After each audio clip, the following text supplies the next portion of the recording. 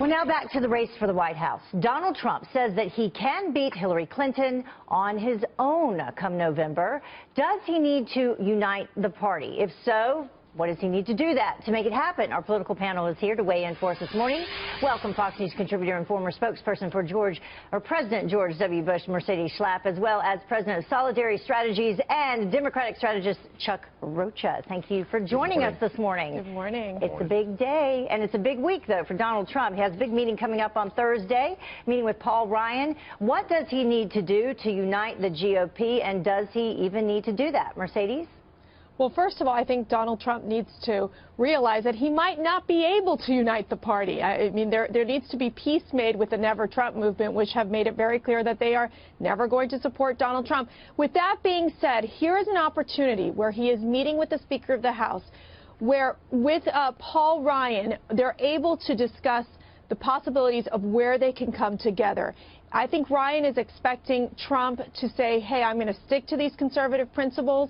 I understand the angst that's surrounding the GOP base, because let me tell you, Trump can't do it alone. He has, yes, this enormous support out there from the GOP voters, but he needs to make sure that he's able to keep his base. And that includes the GOP establishment, and that includes the conservatives.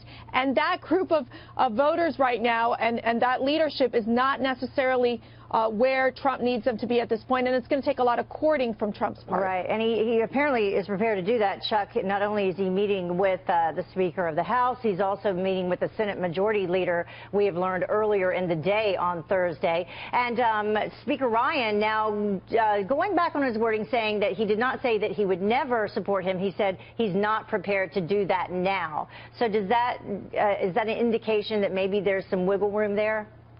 Yeah, he's going to be their nominee. And you know who the one person is who brings Republicans together? It's not Donald Trump.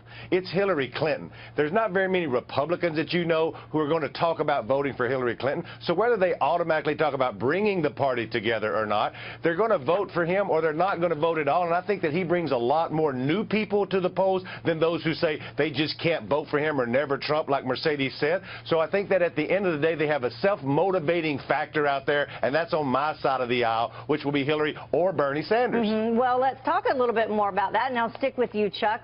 Hillary, she's in trouble in coal country, but does it even matter? She is only 155 delegates short of that number that she needs. Bernie, 929.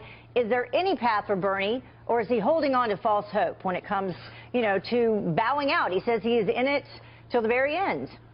Look, Bernie deserves to go all the way to the end. He has created an amazing movement here. In today's election day in West Virginia, I wore my West Virginia shirt because I want those coal miners to go vote, all those mountain mamas to GOTV, and they deserve an opportunity to have a choice. I'm a Democratic consultant. They've built this movement. He's raised an amazing amount of money from just regular people, and they should have an opportunity to let their voice be heard. Yeah, Mercedes, $27, I think, as the chant goes for Bernie, the average donation to him.